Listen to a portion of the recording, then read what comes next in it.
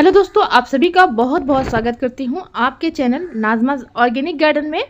आज हम बात करने वाले हैं आप अपने घर पर, छत पर या ज़मीन में फूल गोभी और पत्ता गोभी के पौधे को कैसे उगा सकते हो। बीज लगाने से लेकर फलों की हार्वेस्टिंग करने तक की पूरी वीडियो आप लोग के साथ शेयर करूँगी, तो प्लीज़ हमारे साथ वीडियो में लास्ट तक बने रहिएगा ताकि आपको पूरी जानकारी मिल सके कि कैसे आप अपने घर पर जीरो बजट में गार्डनिंग कर सकते हो और फूल गोभी और पत्ता गोभी के पौधे को अपने घर पर कैसे उगा सकते हो।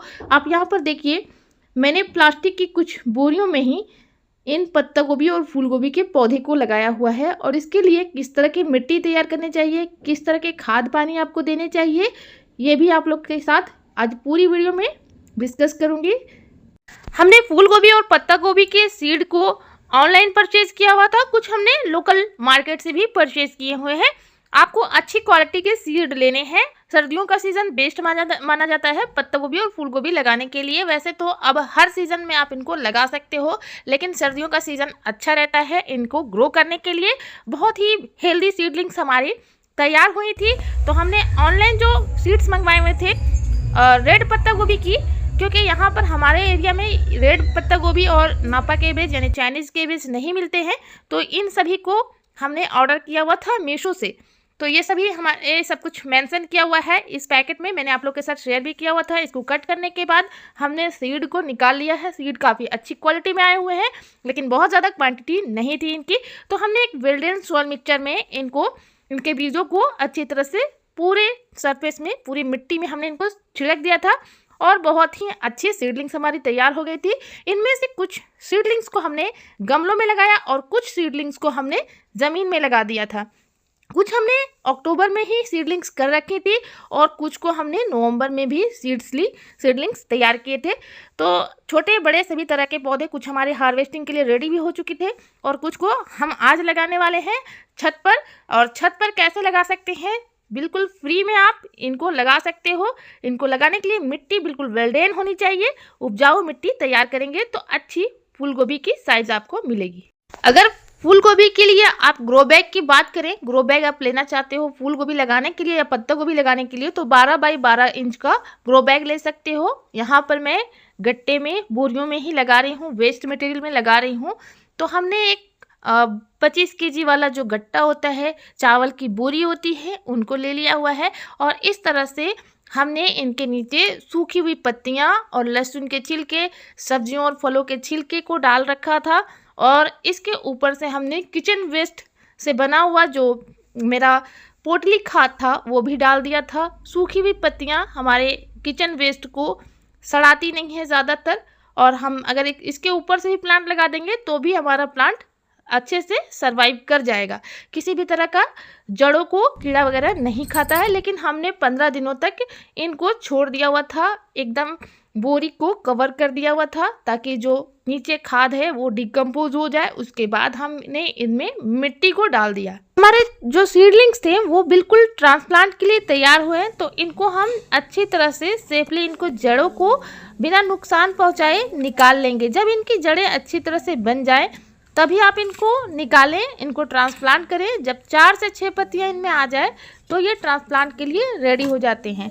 तो हमने फूल गोभी और पत्ता गोभी के जो सीडलिंग्स थे उनको केयरफुली निकाल लिया हुआ था, बिना रूट को डिस्टर्ब किए हुए। ज़्यादा हमने रूट्स को डिस्टर्ब नहीं किया हुआ, इनके सीडलिंग्स को सेफली निकाल लिया है। कुछ हमने ज़मीन में लगाई है और कुछ अब मैं लगाने वाली हूँ इन बोरियों में। वेस्ट मटेरियल में भी आप सब्जियां उगा सकते हो। हालांकि मेरे यहाँ पर ज़मीन खाली पड़ी हुई है, लेकिन आप लोगों के लिए मैं ये दिखा रही हूँ कि आप लोग छत पर भी ऑर्गेनिक सब्जियां उगा सकते हो बिल्कुल फ्री में, ज़ीरो बजट में। जो भी आपके घरों पर अवेलेबल होता है उन्हीं चीज़ों से मैं गार्डनिंग करना सिखाती हूँ, क्योंकि गार्डनिंग को आसान बनाना सबसे पहला हमारा काम होता है। क्योंकि ऑर्गेनिक सब्जियां अगर हम हार्वेस्ट करते हैं और खाते हैं तो सेहत के लिए भी अच्छा होता है।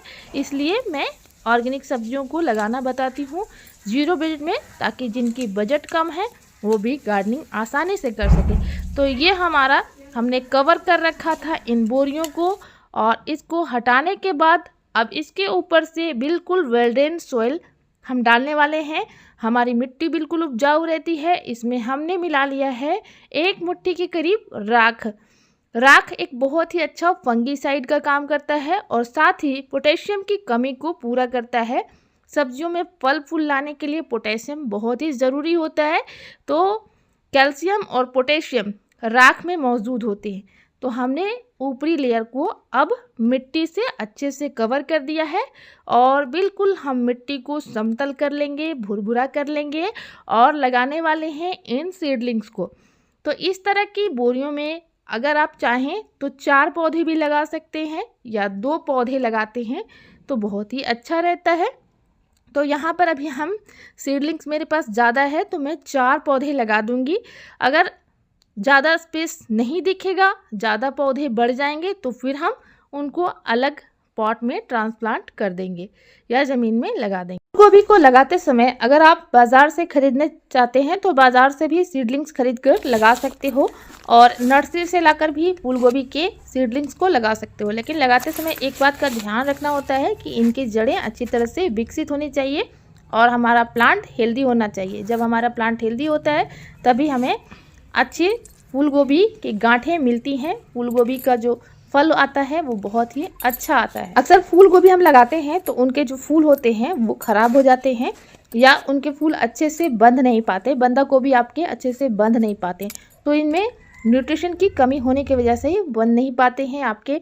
तो इनको बहुत ज़्यादा खाद देने की ज़रूरत नहीं है। अगर 15 दिनों में एक बार आप वर्मी कंपोस्ट या कॉर्डन कंपोस्ट या किचन वेस्ट कंपोस्ट डाल देते हैं तो भी बहुत ही अच्छा रहता है इस गोभी के प्लांट के लिए, फूल गोभी के पौधे के लिए।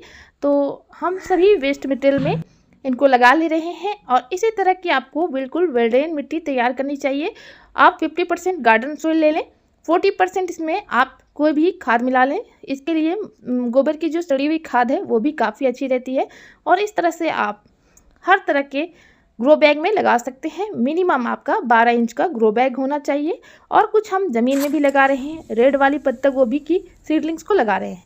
जब हमारा पौधा लगाने के 15 से 20 दिन बाद इस तरह के पौधे हो जाएं तो इनको आप अच्छे से एक बार खाद दे दीजिए और जड़ों के आसपास मिट्टी ज़रूर चढ़ा दें, क्योंकि इनके स्टेम अगर मजबूत होंगे तभी ये अच्छे से फलों का निर्माण कर पाएंगे। तो इस तरह से हमने ज़मीन में लगे हुए पौधों की जड़ों के आसपास मिट्टी से कवर कर दिया है। रेड वाली पत्ता गोभी हमने पहली बार लगाई हुई है और हमारी नापा कैबेज यानी कि चाइनीज़ पत्ता गोभी भी बंधना शुरू हो गए हैं और इनके फूल बनने के टाइम में अगर आप इसको अच्छे से खाद देते हैं तो ये अच्छे साइज में बनेंगे। कैबेज या कॉलीफ्लावर जब भी आप लगाते हैं तो अच्छी धूप वाली एरिया में लगाएं, यानी कि जहाँ पे 7 से 8 घंटे की इसको धूप लगे वहाँ आप इसको लगाते हैं तो बहुत ही अच्छा रहता है। धूप को पसंद करने वाले पौधे होते हैं तो इनको अच्छी तरह से धूप मिले वैसी जगह पर लगाकर इनको ग्रो करिए। छाया वाली जगह में अगर आप लगाते हैं तो ये आपके फल अच्छी तरह से नहीं बन पाएंगे और जब फूल बनेंगे तो वो भी ख़राब होने लगते हैं और उनके कलर थोड़े से अलग तरह के आने लगते हैं।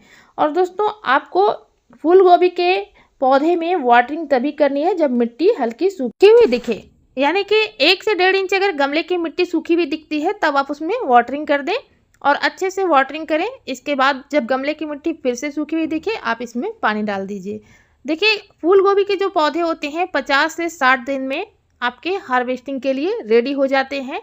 तो 30 से 40 दिन में किसी किसी वैरायटी में फूल बनने शुरू हो जाते हैं, छोटे छोटे फूल, और इनको बड़ा होने में ज़्यादा समय भी नहीं लगता है। तो जब इनके फूल छोटे छोटे बनने लगे इनको फिर से दोबारा एक बार खाद ज़रूर दे दें ताकि इनके फूल साइज अच्छे से आ सकें। और इस तरह से अगर फूल बिखरने लगे तो आप इनको हार्वेस्ट कर लें, क्योंकि ये फिर बाद में ख़राब हो जाते हैं और इन पर कीड़ों का भी अटैक रहता है। तो इसलिए पालों से और कीड़ों से बचाने के लिए पत्तों से कवर भी कर सकते हैं या इनको इसे हार्वेस्ट ज़रूर कर लें। अगर इस तरह से पत्तियों पर फॉग का असर हो रहा है तो आप इनको हार्वेस्ट कर सकते हैं और दूसरे आप इनको पत्तियों से कवर कर देंगे तो आपका जो फूल गोभी है वो ख़राब साइज़ में नहीं होगा।